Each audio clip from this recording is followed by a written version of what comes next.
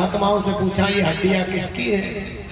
तो संत महात्माओं ने कहा प्रभु आप तो सब कुछ जानने वाले हैं, अंतर्यामी हैं, और हमसे पूछ रहे हड्डियां किसकी है कि नहीं बताओ हड्डियां किसकी है? ये संत महात्माओं की हड्डियां हैं। राक्षस ने खा के इनकी हड्डियों को यहाँ डाल गए। देखो पहाड़ जैसा ढेर लगा हुआ, इतने लाखों संत मारे गए। भगवान को बड़ा क्रोध आया। उन्होंने दोनों भुजा उठाकर प्रतिज्ञा ली कि मैं संकल्प करता हूँ, प्रतिज्ञा करता हूँ कि इस भूमि से समस्त राक्षसों का नाश कर दूंगा। भगवान की प्रतिज्ञा को देखकर देवताओं ने पुष्प वर्षा की है कि देवताओं ने तो भगवान को भेजा ही इसलिए है कि समस्त राक्षसों का नाश हो जाए। अब उधर अगस्त ऋषि को पता चला कि श्री राम जी मार्ग में हमारे आश्रम की ओर आ रहे हैं, तो अपने शिष्य सुतीक्षण जी परम भक्त है राम जी के, सुतीक्षण जी से कहा कि जाओ राम जी को लेवा लाओ। सुतीक्षण जी जाते हैं और खो जाते हैं, क्योंकि सुतीक्षण जी को पता है कि राम कौन है, लक्ष्मण कौन है, सीता कौन है। अरे आज तो साक्षात सर्वेश्वर के दर्शन होंगे। तो सुतीक्षण जी भूल गए कि मैं मार्ग में आगे जा रहा हूँ या पीछे को जा रहा हूँ। जब सुतीक्षण जी 4 कदम आगे जाते हैं तो 10 कदम पीछे लौट आते हैं। तो राम जी आगे देख कहते हैं देखो लक्ष्मण, देखो सीता, देखो ये परम भक्त सुतीक्षण है। ये देह की सुध भूल गया और कभी आगे चला जाता है, कभी पीछे चला जाता है, कभी दाएं चला जाता है, बाएं चला जाता है, कहता है हे राम मेरे राम आ रहे हैं, राम आ रहे हैं, राम आ रहे हैं। भगवान ने जाकर सुतीक्षण जी को जगाया। अरे सुतीक्षण जी, सुतीक्षण चरणों पड़ गई, प्रभु मेरा भाग्य आपने उदय कर दिया और धन मेरे गुरुवर अगस्त जी में उनके आश्रम में ना रुकता, उनका शिष्य ना बनता तो आज मुझे सर्वेश्वर के दर्शन लक्ष्मी जी और शेषनाग के साथ नहीं होते। अरे भगवान की एक ही तपस्या करो तुम। शंकर भगवान तो अकेले शंकर भगवान आएंगे, पार्वती गणेश कार्तिकेय को लेकर नहीं आएंगे। नारायण की तपस्या करो तो अकेले कौन आएंगे? नारायण आएंगे, लक्ष्मी जी को साथ नहीं लाएंगे, शेषनाग जी को नहीं। ब्रह्मा जी की करो तो शारदा जी को साथ नहीं लाएंगे, अकेले आएंगे। लेकिन आज सेवा का और समर्पण का जो भाव है सुतीक्षण जी में, उसमें तीनों के दर्शन एक साथ हुए, नारायण के, लक्ष्मी के और शेषनाग जी के। सुतीक्षण जी आदर पूर्वक राम लक्ष्मण सीता को अगस्त जी के आश्रम में लेवा कर ले गए। अगस्त जी ने आदर सत्कार किया, तीनों ने दंडवत प्रणाम किया। ये वही अगस्त जी है जो एक ही बार में समुद्र को पी गए थे अपनी अंजलि से।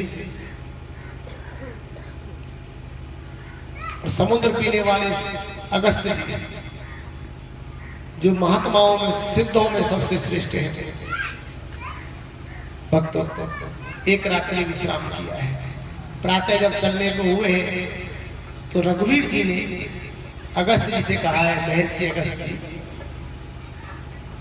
ये बताइए कि अब हम एक ही स्थान पर बचा हुआ जो वनवास है वो काटना चाहते हैं।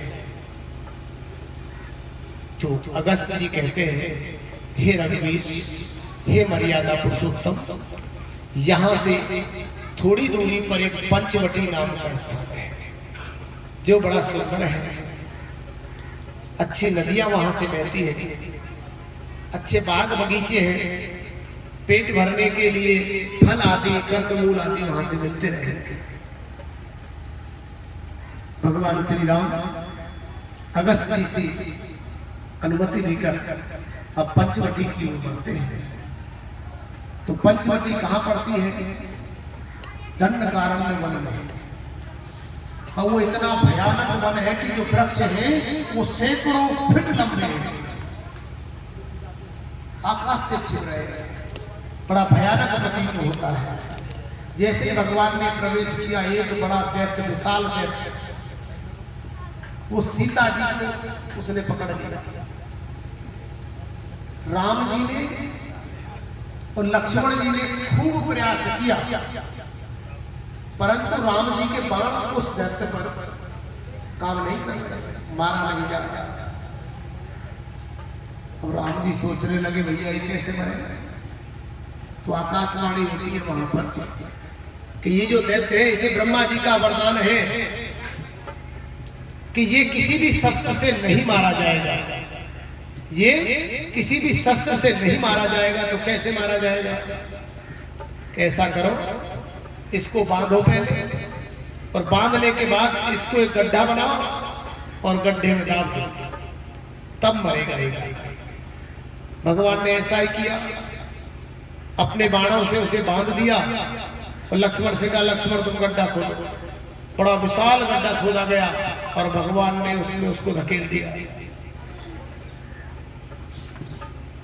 और इसकी गति तभी होगी जब ये गड्ढे में जाएगा, तभी इसके प्राण निकलेंगे।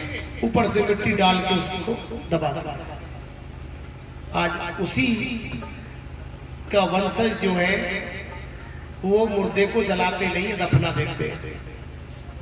उसी दैत्य के वंशज आज भी अपने मुर्दे को जलाते नहीं, दफना देते हैं। अब तुम कहते हो ये क्यों दबाया जाता है और धर्मों में क्यों व्यक्ति को दबाया जाता है? ये सब वंशजों से जुड़ी हुई